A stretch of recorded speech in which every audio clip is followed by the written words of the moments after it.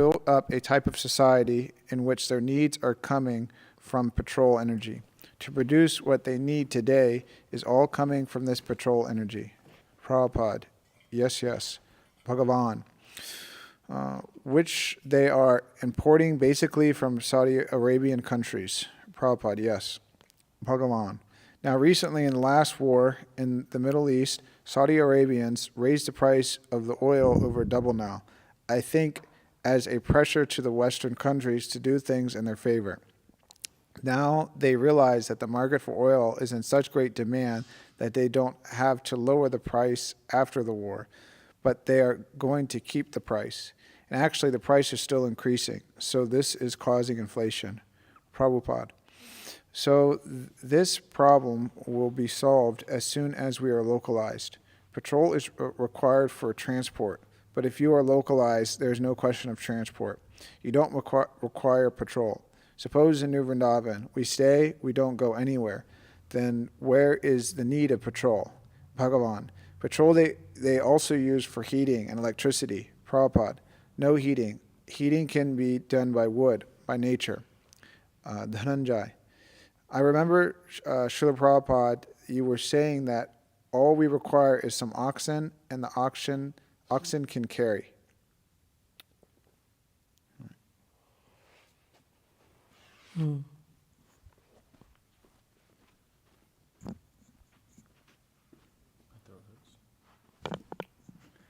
Prabhupada, yes, the oxen will solve the problem of transport. That bullock cart, just like Krishna when he was transferred from Gokul to Nandagram, so they took all the bullock carts and within a few hours they transported them. The whole thing, their luggage, family member, everything. Bhagavan, how far can a bullock cart travel in one day? Prabhupada, at least 10 miles, very easily. And maximum, he can travel 15 miles, 20 miles. But when we are localized, we don't require to go beyond 10 miles, 5 miles. Because we have created a rubbish civilization, therefore one is required to go 50 miles for earning bread, 100 miles, hanging. Dhananjaya, like in Los Angeles. Prabhupada, why Los Angeles? Everywhere.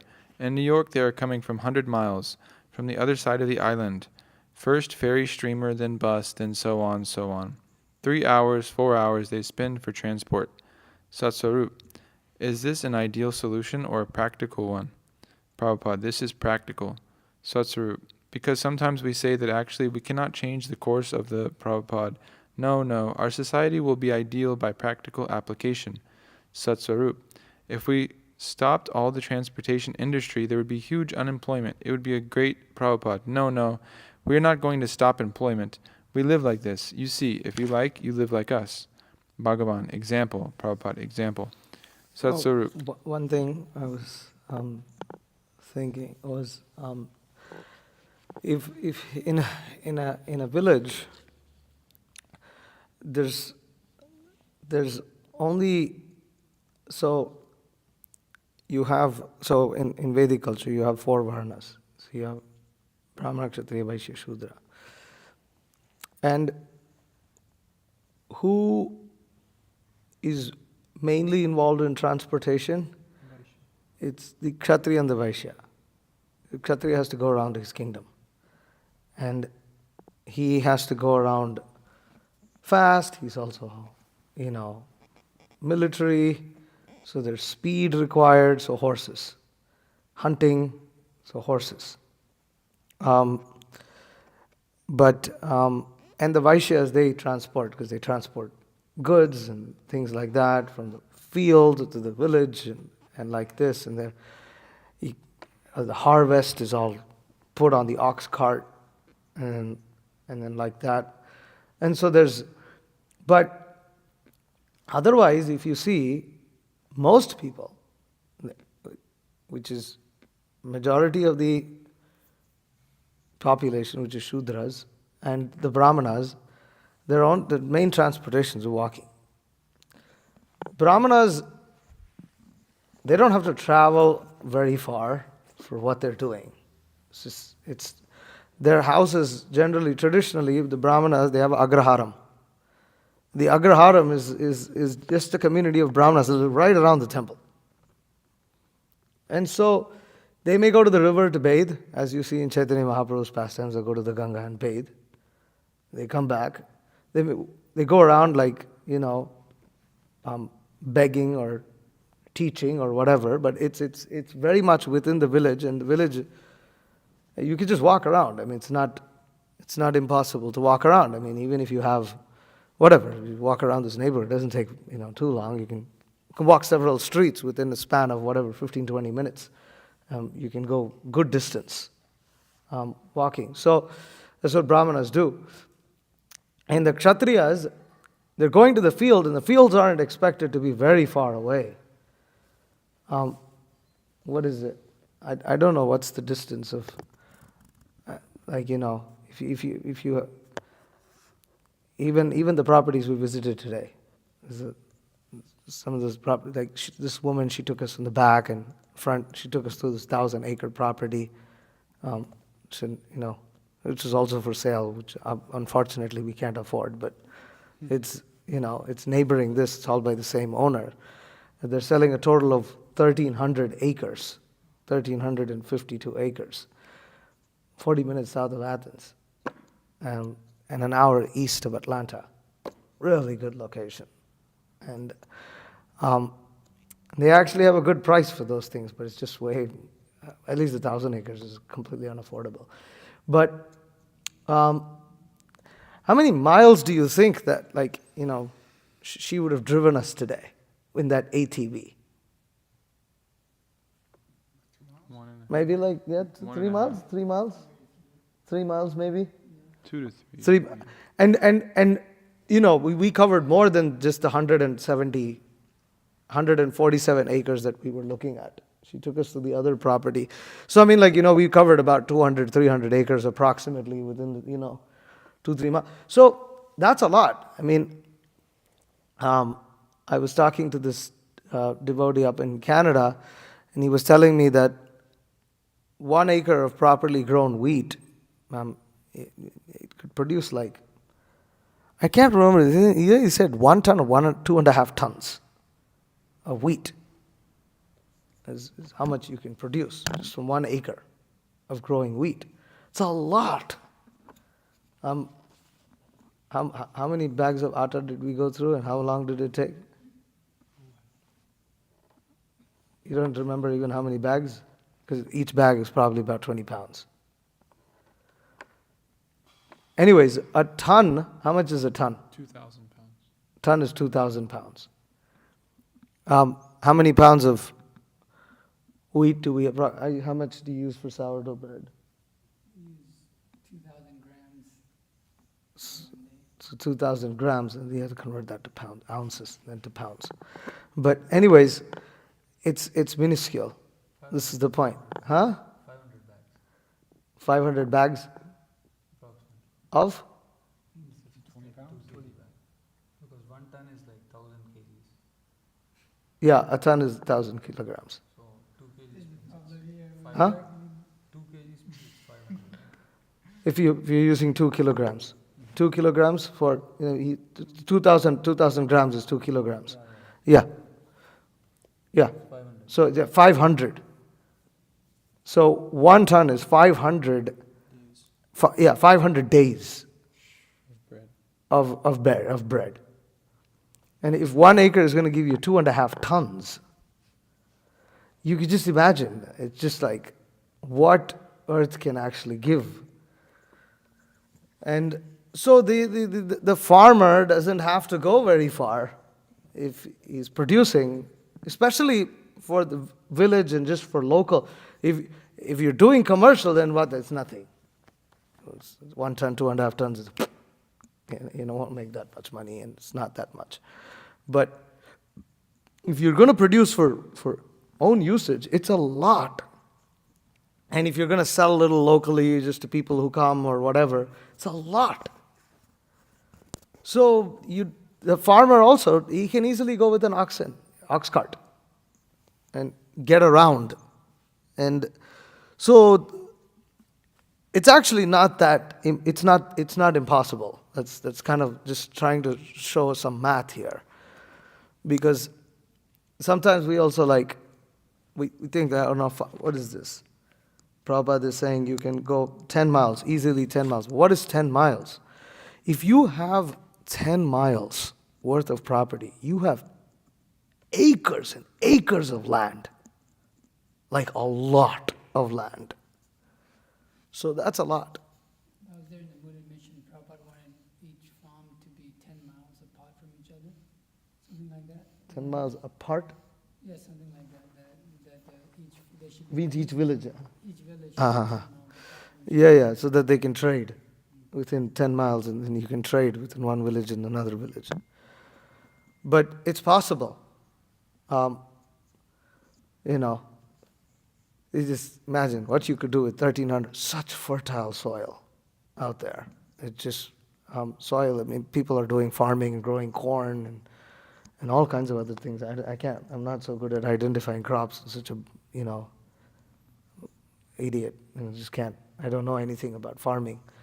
But it's nice to see what could be done. So, there's potatoes out there. Okay. So it's not that hard to imagine. And most people just walked. You just walk. Especially the laborers who work on the farm, just walk to the farm, walk back.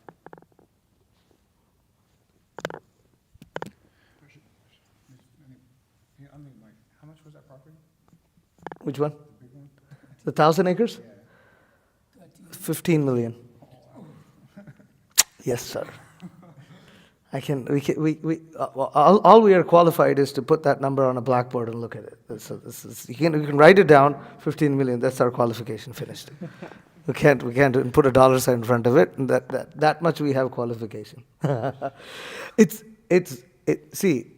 cheap if you compare. The property we're considering was one of the properties, which is 147 acres, with not such a big house, and that's priced at 2.25, right?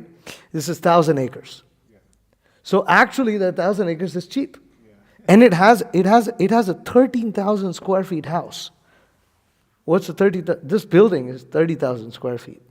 13,000 square feet house is massive. 1 seat. It's like pretty much almost half the size of this building. Yeah. Almost half the size of this building, along with the 1,000 acres that they're selling for that price. So it's a pretty good deal. But just so you can't afford it. Yes, that's Sarup. Not that we are going to force everyone. Prabhupada, no. We are not going to force anyone. Our mode of living is like this. If you like, you can adopt. Just like we chant Hare Krishna mantra, so we are not forcing anyone that you must chant. No, we live like this. Dhananjaya. So in fact, Srila Prabhupada, we should start using bullock carts. Prabhupada, yes. No, first of all, you start the community project, as we've already started in New Vrindavan. Make this perfect. So this is a very important point, that it's easy to just want to start using bullock carts, but when you want to use oxen, you need manpower. So Prabhupada is saying you have to start the community first. So in order to start the community, initially, we're not going to start with ox carts. We're not going to start with livestock. You're going to use machines. But then, as you increase manpower, then you will gradually move. Which is why it's very important to be prudent with farm projects. Farm projects have to be done in such a way that more people will join. This is very important, even at the expense of some principles of austerity. Because if you don't have people joining, you don't have a future for your simple living. It doesn't exist. Your simple living is going to happen when you have more manpower and people start to like this lifestyle. Then slowly you can introduce some things. And you might not be able to introduce a lot. Prabhupada, it's there in the Mood and Mission. Prabhupada said, I don't know how much we can actually implement this, but this I want. I want to try. So we also should try, but the thing is, it's very important to note that the farm project has to be attractive for people to come and live. So everything might not be ideal, and people will fault us for that. Devotees may fault us. Oh, you're not following this. Why are you not doing that? This, that. No. Are people joining? This is very important. Then everything will come. If we can maintain fidelity to Srila Prabhupada and we can get people to join, then because there's fidelity to Srila Prabhupada and devotees are interested in pleasing Srila Prabhupada, gradually all that desire, everything will come because devotees are following a proper spiritual program. And so the purity will be there and then sincere desire will come. Do you have a question about that? In your travels in Europe, Prabhu, you mentioned you saw some kind of woofer house Yeah, or something equivalent to that. Woofing is worldwide or is it? it is. Oh, worldwide. Okay, so maybe it was Yeah. woofers. Yeah. So, yeah, you saw some kind of housing for them where they had Netflix Yeah. and maybe they had like some guitars and some, pool table. Yeah, they did. So, when it comes to a What's that thing that you... foosball. Foosball. Foosball. That's what they had. I don't know what it's called. It's like, it's like a table and you've seen these things, right? Something. Yeah, anyways, yeah. But anyways, people are used to living like this. At least having a TV, some sort of leisure entertainment kind of thing, and then plus like guitars and like Western music for people to like give that up just to be a woofer on our property might be impractical. So I was wondering if you had any thoughts in what we allow. I think like for one thing, like for sure guitars are going to be a hang up for these people. Well, I mean, guitar is not the end of the world, Yeah. But if they're going to need all kinds of like electric guitar and all kinds of stuff with it, then I don't know, you have to see. But if it's a simple guitar, what is that? Ukulele? What is it? Acoustic guitar. Ukulele. Oh, ukulele. So all that, it's like, and it's not the end of the world. They're not devotees yet. Yeah. So, we may tell them you cannot play this in the temple room. But if we just decide to have a kirtan around a fireplace or something, you have what is this? You have a campfire, and you have kirtan around, and they bring those instruments and play. I mean, better they play for that than they play for something else, and in fact, I don't know what, they might be sitting in the woods and play that and sing something else on the side, and what are you going to do? You can't completely stop it, they're karmis. But that's why Brahmanas don't wander around too much. Within your agraharam, you go to the, you bathe, you go do your business, you walk around just roaming for no reason. And if you go with someone. If you go on a walk or hike or something, you go with someone. That's why association, especially for Brahmanas. That's why Ajamil. It's another story you can learn. Is probably Ajamil wouldn't have fallen down if he had another Brahmana with him. If he went to the forest alone. So anyways. Now regarding whether they Netflix, then forget it. It's like we can't have that kind of people. The thing is, we only want these kind of people who come to the farm, who want to live a life divorced from modern luxuries, conveniences. Of course, running water is a modern convenience. And Wi-Fi. Wi-Fi also, they might not be so expecting they would have their own phone connection and something. But they'll have their phones and they'll want to plug it, probably. Okay? They're probably going to, they might want running water. Most of them might not be that. Even for some time, everybody's okay camping out. But, if you want to live a life, most people aren't used without plumbing and And so those are challenges, right? For instance, this Guru Maharaj in that lecture is talking about earth and rubbing earth. One of the problems is you can't rub earth when you have plumbing, because it's going to block the whole pipe and the sewer and everything. So this is how modern civilization works. Is you use plumbing, now you need soap. And soap, even if you're preparing your own soap, you're going to have to buy some. Yes, you can prepare soap that is completely environmental friendly, but you might have to buy some ingredients. That's where we might have to compromise, because they can't do that. But I mean, at least people who come to the farm should at least be aware that we want to stay away from this kind of stuff like Netflix and if they're not even there that much, just forget it. Even guests who come on the farm, even our guest houses are not going to have TVs or anything like that. It's not going to be a hotel room like that, because the whole point is you're coming to experience life without these things. So, to a certain degree.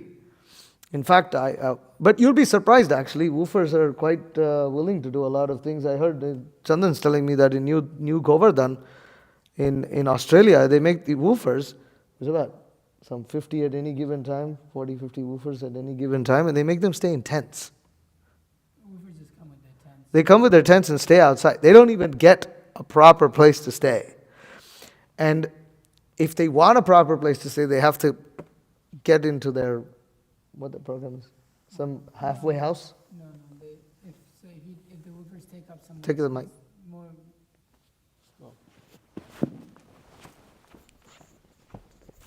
if they take up some more responsibility, then they get their own room in which they can. So now they take up a little bit more of a role in which they direct others, and they see that they're qualified. Then they get their own little room. They can stay in, and they're a little invested in the project. Yeah, they're a little more invested, and then the facilities available in the halfway house in the brahmachari ashram are significantly better, and so if they get into Krishna consciousness more, then they can come to the halfway house, which they still work. They still do their 4 or 5 hours of service a day, but they're more committed to chanting. They have a certain number of rounds they have to chant.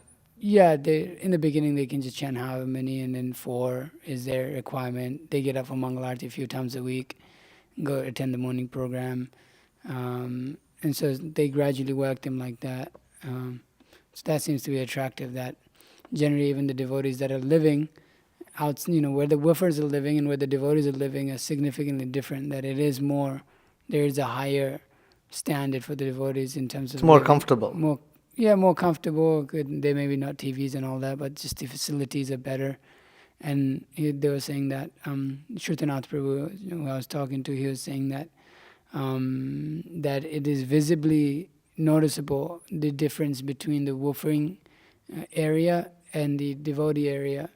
How there's this passion and ignorance in that camp. In their Krishna village, that's called the Krishna village. And then when you go up to the devotees, then it's very different, and you can see the quality of lifestyle the devotees live and who they are. It's way better. And the way they do that specifically is, the woofers need to eat every day, so they have to come to the temple every day for breakfast, and they serve out khichdi, porridge, and bread sometimes.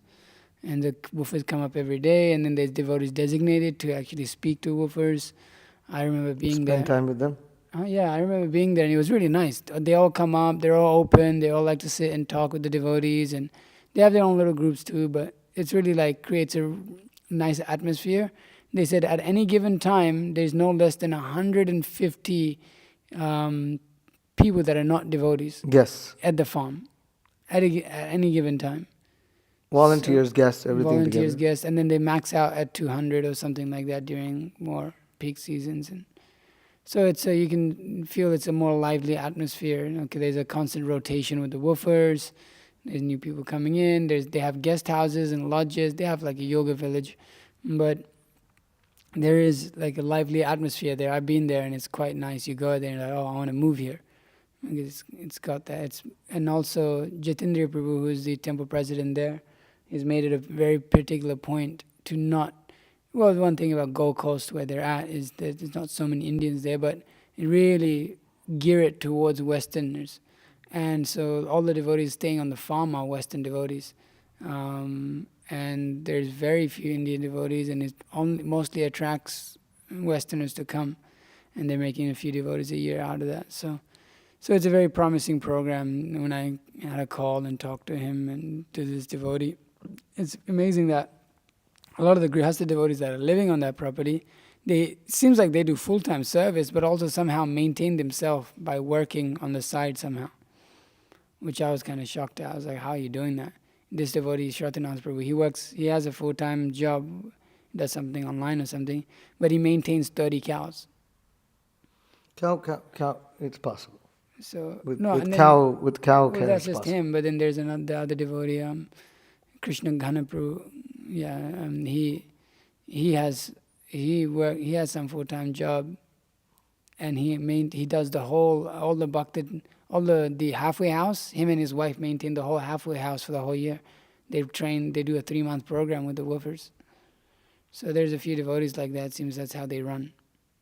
So it was a nice model. We got to go there and see exactly what's going on. But Hopefully, not a model where people have to work outside to maintain themselves. That's not something I would like. Yeah. So I'm saying that it is going on. That it may not be that everybody immediately can before time. So there is like situations in which they're working towards that. yeah, that's a discussion. That will have to be seen. But it's very important. Like what we see from that is that you have separate areas within your farm where you have like people who are not fixed up there, and then they do their thing, and it doesn't affect the devotees, but they have to keep coming to where the devotees are. So then there's a spiritual atmosphere that's more regulated and more strict, a devotional atmosphere where the devotees are, and these people have to come, and when they come, they know that they have to follow. But I saw the woofing accommodation in New Mayapur is very simple, very basic. Four people in a room, 2 bunk beds. Simple and common restrooms. Just very simple. Separate house for men and women. Yeah, it's the same building, just separate sections. Yeah.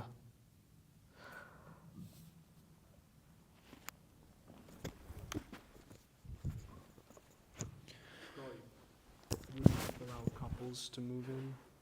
Couples are okay, but it has to be seen. Even if they're couples, at least in New Mayapur, the men would stay with the men, and the woman would stay with the woman. Couples.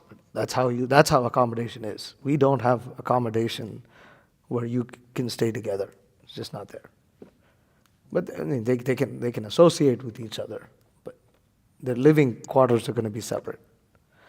Most of the time, they're girlfriend, boyfriend. They're not really husband, wife. Yeah. Yeah.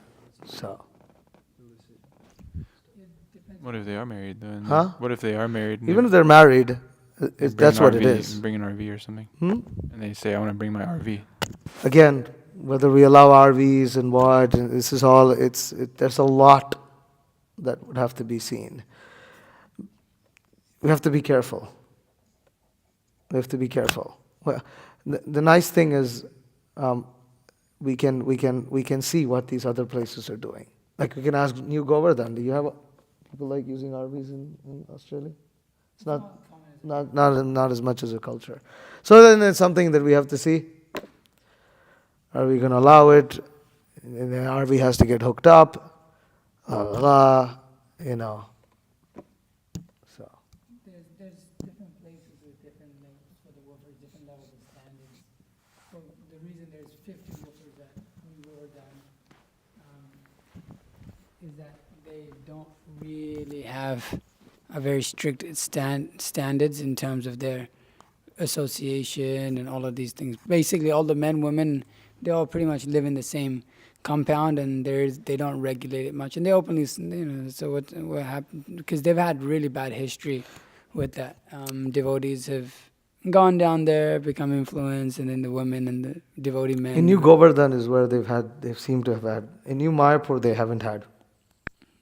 They haven't had, because they're very clear about what they're able to provide, and it's a bit more strict there. So it depends also. A lot of people will be probably repelled by you can't. So there's not, there's no. Yeah, you can't go off and do all of this sort of stuff, and there isn't meat eating and it's sex and all of these things allowed on the property. So but then there will be those who are attracted just by that sort of lifestyle also. There is like a big group of people that are like want to live away from that. So, and then those are the people you want ultimately, and those who are willing to cooperate and live a simple life like that. So. Okay. Can you both come here?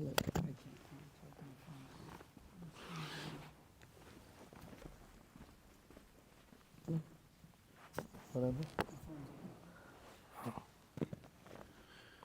Devotee.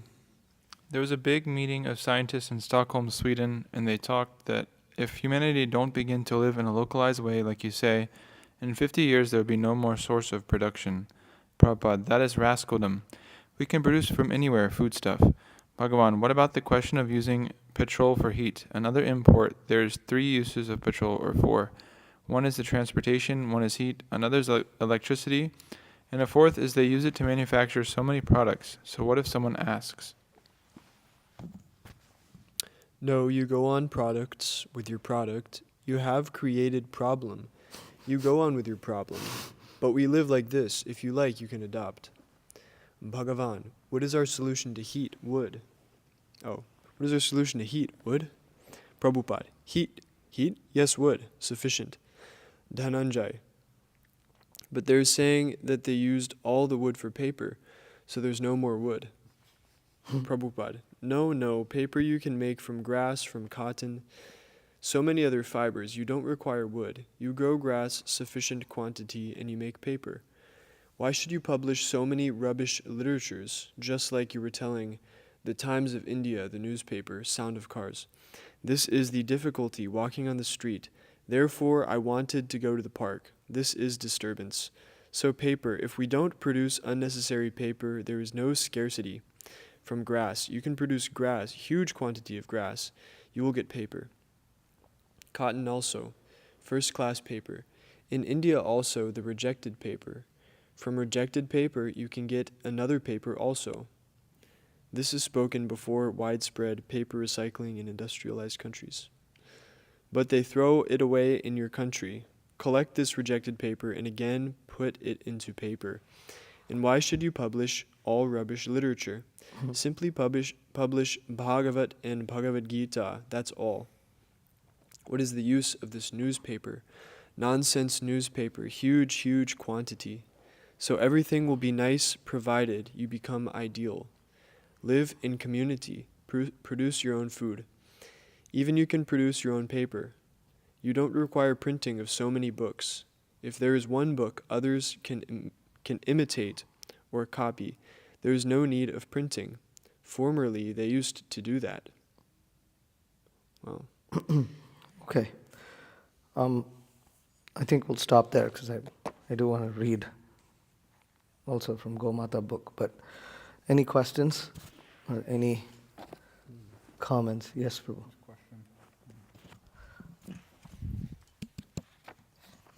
Hare Krishna. I don't know if you know, but Bhagavan Prabhu makes the point here that the use is for petrol. So one's used for transportation, heat, electricity, and then to manufacture products. Do you know exactly how they use petrol, like to produce like electricity and manufacture products exactly? Electricity you can use from diesel, which is a petroleum product. Okay. So your diesel generators. Oh, okay. Yeah. So.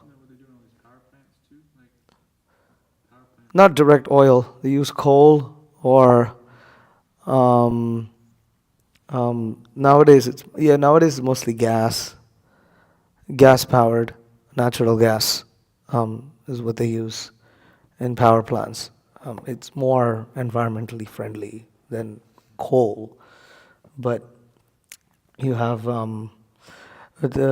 directly, if you want to see, it's diesel, which is used. Diesel generators are used widely around the world, very popular.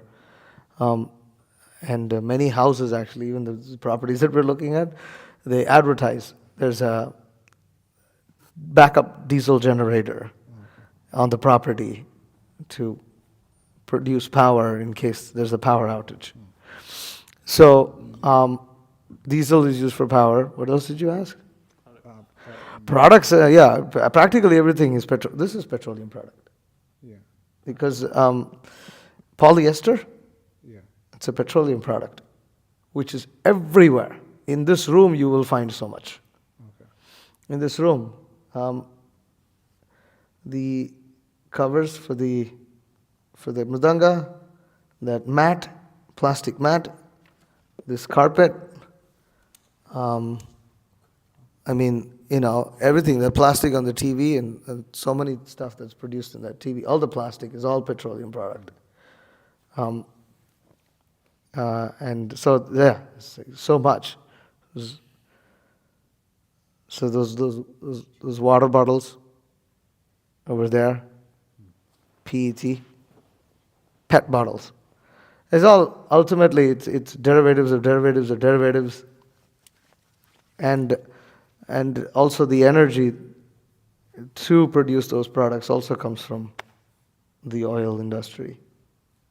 So actually it's very, very, very difficult to completely get away from this oil civilization. It's everywhere. It's everywhere. It's in the pants that, devotees might wear to work on the field and this and that, and it's everywhere.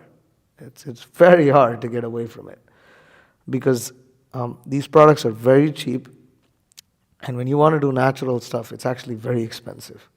It's very expensive. Like, for instance, Prabhupada is speaking of producing paper from grass. It'll be expensive. But you can produce it. But if you look at the amount of manpower, and then what you're going to feed, and then maybe whatever animals you use, or I don't know what it takes exactly, but it's going to take some manpower for sure. Go to the store and buy this piece of paper, it's nothing. It's literally nothing. So that's where actually what, in these Varnasrama meetings, Guru Maharaj, what is this, Maharaj, simple living is not that simple actually. It's almost like you have to be a very wealthy person to live simply. Because who can afford all of this? That's why it's more than anything, it's more important that we are making devotees on the farm and trying to have an agrarian-based lifestyle, even if it's not a perfect life, it's an agrarian-based lifestyle. And a lifestyle where we are centered around growing our food and cow protection. You have to begin there. When you have more manpower, the more practical and possible it is to actually live simply. This is like, for instance, cob houses. It's very nice. We should build, but contractors who build cob houses are special people. They're premium. Yeah, earth houses. Right? If you want to hire someone to do it, they're not going to be easily found. Yeah. And they're going to charge a big premium. No. For what? No. We contacted someone who does it. It's $14,000 to build a whole house. No, but the problem is that's just the structure. No, it's the whole thing. What's the whole thing? Does it include plumbing and electrical? Depends how you. No, so that's the point. House itself. No, Prabhu, it's not. That's the thing. It's not just an individual thing because there's so much that goes into it, and you have to see. If it's just a structure that you're putting, it's always very cheap. Like to put a shed down. I'm saying like a traditional mud house. Yeah, but you can't live in a traditional house. One, because codes won't allow you to do it. And second, is that people also don't know how to live in there. It's like it's nice, fancy for a few days, but to actually live permanently and live only with oil lamps and no running water, and no septic tanks, no outhouse, heat with wood. This is it. It's a good idea, but when devotees actually live that long term, then it feels it because you have to go and haul it involves manual labor. You have to cook, so you're cooking. You have to cook with, then but then any spices you grind, everything, it's all manual. Everything is done. So it increases the number of manual labor. The point is that when we head towards that direction, even this guy was saying that you can actually approach a city, and then there's a few building codes that you. We should take the mic. You can work some building codes out with the city. Yeah. No, and we should. We should. We definitely should. It may not be that those devotees who live in those buildings, they may say, okay, yeah, I'm happy to live like that. And also I will tell you, it's not enough. Like, for instance, in India, if you want, people used to live in straw, mud huts, straw. You build like that, nobody will come. That's not true. I'm telling you, in India, nobody will come. Oh, in India, nobody will come. No. It's because it looks nice, but people don't want to live there long term. There's a lot of it. It's harder to clean. You have to clean traditionally. You know how they clean traditionally? Yeah, with what is it, manure, cow manure. Yeah. You have to keep putting that down. And in winter, you get a lot of bugs. Yeah. The bugs are everywhere. And people just live like that. They just tolerate. But people are not used to these things today. My point is that we can display that. There can be a few devotees. Again, my point is, they realized in Kurmagram especially that you have to build traditionally, but you have to build traditional luxurious. Like how wealthier people lived back in the day, naturally, that is what people are more accustomed to today. Mm-hmm. Because today, the standard of living for people is a lot. People didn't have such clean clothes. Just period. You didn't have such clean clothes. Clean didn't mean that it didn't have stains in it. But for people to accept that, it's not as easy as you think it is. Mm-hmm. Yeah, I'm just making the point that it is possible to do it, even display it. That we can, people will come to see that, okay, these guys are displaying some sort of lifestyle that's like that. It may be clear that, hey, this is not like what it may be. It may be. You have to see who is enthusiastic to do it on your farm, and who is going to display and live like that. It doesn't cost so much to do it. That's the main point. It does. And I swear to you, you will realize that you're doing theoretical numbers. No, when this guy builds it. Yeah. No, I know, but they don't, Prabhu, it's when you live in a community and you actually want people to live. I'm speaking to devotee communities who have tried these things. Well, there's people around North America that live in cob houses also. Yeah, and if you look at this Daniel guy who lived without running water, lived without anything, he explains what other difficulties he went through. Yeah, and that, you know what happens when you have kids? Everything changes. Yeah, and then there's so many examples of people that have done it also in North America. They've pretty much lived their whole life. Yeah, and the problem is that you need a combination of those people and them being devotees. Yeah, and it's already being a devotee is a niche. And you are going to find a niche within that niche. And all I'm trying to say is it's the mass quantity, that is, more people living in an agrarian lifestyle is way more important. Way more important than even an ideal display of a very simple life. Sure, nobody's arguing. And when you want to implement simple living that actually most people can accept, not simple living that only a very small ideal people just come and see, and it's more a museum. It becomes a museum because most people aren't going to accept that. When you're starting to talk of simple living that more people can accept, that becomes expensive. This is my point. It's not cheap. You will realize it. It's simple when people are willing to live simple, but most people aren't willing to live that, including just even what most likely will be the devotees that you will have on the farm and people who are interested. That you may have some Mahatmas, and we should facilitate those Mahatmas in showing an ideal. And that might be cheap, but the majority of the project, which we have to be still simple, but it's going to be simple but luxurious in the traditional sense because it has to be somewhat convenient. And that actually is quite expensive. That's quite expensive. That's the point I'm trying to make. Yeah. That's what when devotees went to Guru, simple living is actually not that simple. Yeah, I'm just saying to build traditional houses, contacting people like this, that it is though for those who are inspired to go and do that, it's not gonna take what building a normal house is gonna cost.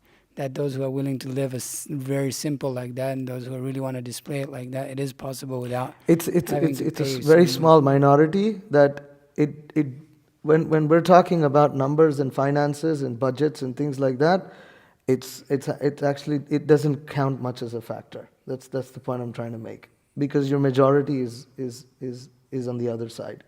Mm-hmm. Okay. You had something down there too. But yeah. Well, I was just gonna say what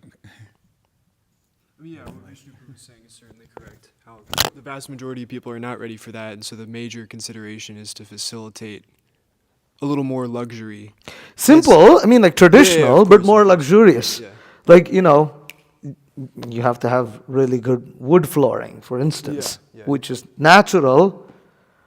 Log houses, which is more expensive. Yeah. It's just saying, it's an example. For sure. That's definitely going to be the main focus, at least in the beginning stages. But also for those who are fired up, they could be facilitated. And yeah, they should. Those that definitely do that, it's really inspiring for people to see that. 100%. People get really inspired, and they may feel the urge to live more like that. Dirga Mataji had a question. Yes, but before that, Kalki. Oh yeah. Just real quick, but just on that same principle. But I was thinking too, you have the 6 Goswamis. There might have been a couple other here and there, but they within that society wasn't so many, but they were doing their thing, completely absorbed in Krishna consciousness, barely eating anything. And then even too, it's described, what is that, Dira, that even if there was problems, that individuals in the village, they would go to them and then they would settle that up. So that's kind of, anyways, it's an interesting topic that even within the village there may be highly advanced personalities. That are just yeah. No. Is there, even in New Mayapur, there was one devotee who built his own house using the volunteers, just lived without running water. Technically it's an illegal structure from their code point, but they did it anyways. But he lived like that, and he built his house, everything from materials that was found on their property, and built it with volunteers in his own hands. Very simple house, extremely simple place. Mud bricks, and they press their own bricks and like this, and it's very inspiring, very nice to see. He did some kind of roofing thing, which is kind of interesting, the way he did his roof. It was a combination of wood and straw and something else. I don't know what. But yeah, Smriti Krishna Maharaj. So it's very nice, those kind of things. But yeah. Yeah, and of course there's the other side to it, which is the majority of people. And then one other just quick thing, but I definitely think, Chandratarpa was making that point. But as you kind of look into things and examine it, there'll definitely be some things that are much cheaper to make, but then as there'll obviously be things that are like not cheap to make. And like maybe one example is that like, okay, you can make houses that are cheap, but then you might have to have like pay tax on them. And so, like there may be like a base rate. But anyways, I'm just making that point. There'll be things that are cheap and then things that are not cheap, like making books from grass. Yeah. Dirga Mataji's question. I can. Oh, yeah, you go. Yeah, I got it. In Nandagram and Navagokul, were their communities built because they already had a community of devotees? How did they get enough manpower and families to run their farms? Or are there communities attracting people and volunteer to help them? I'm only thinking of these places because I've only been here. So neither has actually enough manpower that they need. Navagokula, actually all the devotees actually work outside pretty much, and they maintain themselves, and then they do some kind of farming and some kind of activity to the best of their ability. They try to live, mostly they live simply, and then they grow vegetables, they grow some things, not everything. Because they're working jobs, and so they don't have enough time. They try to build their own houses to a large degree. As of now, at least their property isn't big enough for them to source everything from their property. So they buy everything and they build it themselves. And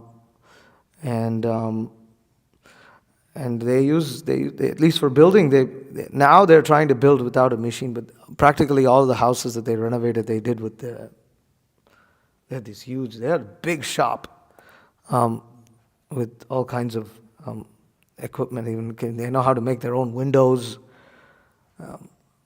Sankirtan Prabhu is a roof expert. They all learned everything. I don't know how. They have a really they're men. They can do stuff, really.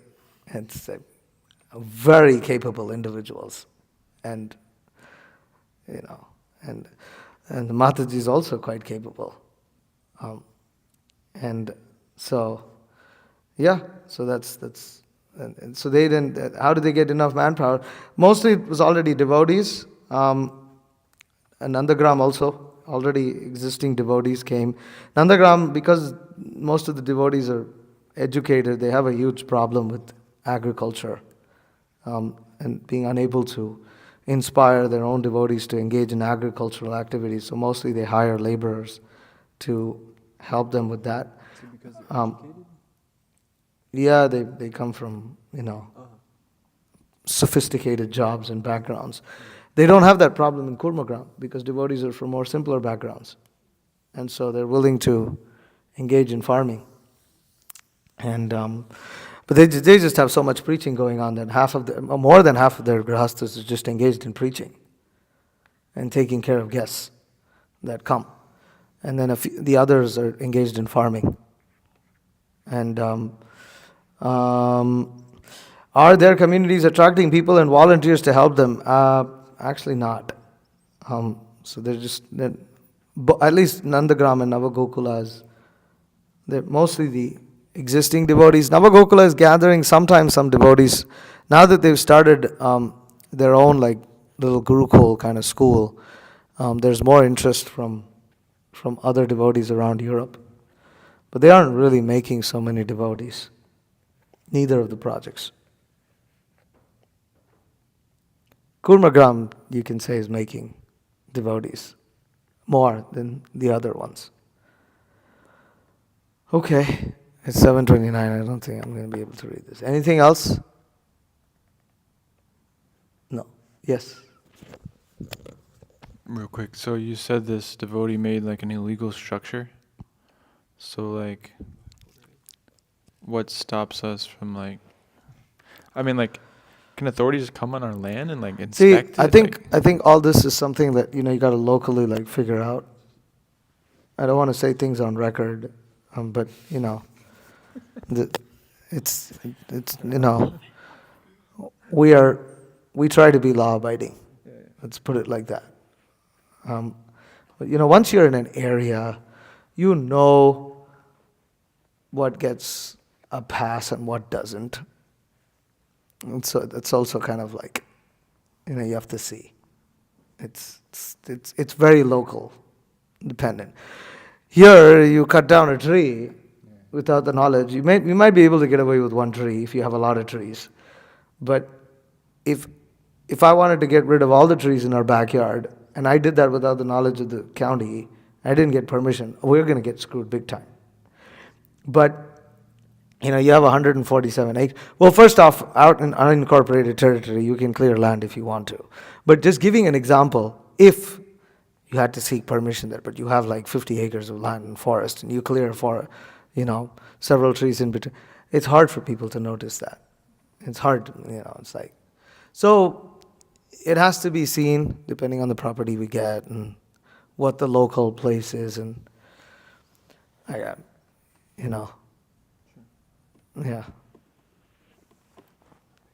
Okay, all right. Hare Krishna. Srila Prabhupada ki jai. Vancha kalpatarubhyascha kripa sindhubheva cha patitanam.